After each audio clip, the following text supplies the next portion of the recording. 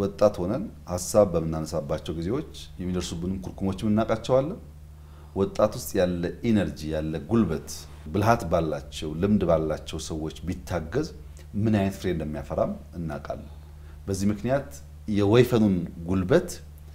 እና የበሬውን ብልሃት ደምረን ነው ያለውን መከራ ማረስ እንፈልገው መከራው መታረስ አለበት መከራውን ለማረስ ጉልበት ያስፈልጋል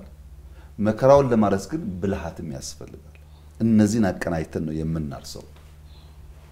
ይሄን ስናደርግ በብልጽግና እንደ ፓርቲ የወሰን ነው በርከት ያሉ ወጣቶች በመንግስትም በፖለቲካ ጉዳይ ውስጥም ገብተው መግባት በቂ ስላልሆነ በየጊዜው ሰልጥነው ኢምፓወር ደግሞ ተደረገው ስራ ተሰጥቷቸው እየተለማመዱ ተኪ ማፍራት አለብን የሚል ዝግጅት በስፋት ይሰራ ያለ ነው እኔ መመራው ካቢኔ በግማሽ በላይ ወጣት ነው ብዙዎቹ ትናንትና ዩኒቨርሲቲ የነበሩ መተው በተለያየ ደረጃ ሰርተው በተግባር ተምረው ዊዝደም ካላቸው ሰዎች ጋር አብረው ሰርተው አሁን ትላልቅ ኃላፊነት ይዘው ይሰሩ ይገኛሉ እዚህ ጋር ሁለት ችግር ነው ያለው ብዙ ሰዎች ከፍተን ለማስገባት ሞክረናል ለምሳሌ አንቺ ከውጭ ስትመጪ ከአሜሪካ ስትመጪ የመጀመሪያው ሐሳብሽ አመራር መዘጋጀት አለበት ዕውቀት ያላቸው ሰዎች ያስፈልጋሉ ወጣቶች ያስፈልጋሉ ትያለሽ ትክክል ነው ይሁሉ የመጣሽው ራስሽን ሾመሽ ነው አንቺ ያሰብሽው የብሔራዊነት አማካይ ለመሆን ነው የውጭ ጉዳይ ለመሆን ነው ወይም መከላከያ ለመሆን ነው ወስነሻል ያ የወሰንሽው ነገር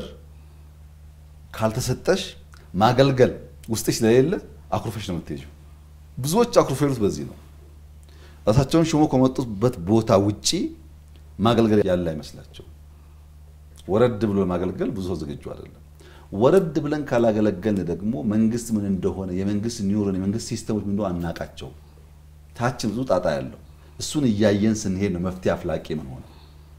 ያንን በማይጥስ መንገድ የ60ዎቹ ትውልዶች በደርግም